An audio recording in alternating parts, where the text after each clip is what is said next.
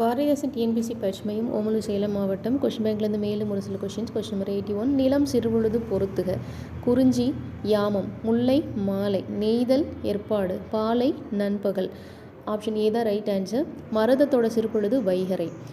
எந்தமிழ்னா எனும் சொல் பிரிக்க கிடைப்பது எம் கூட்டல் தமிழ் கூட்டல் நா.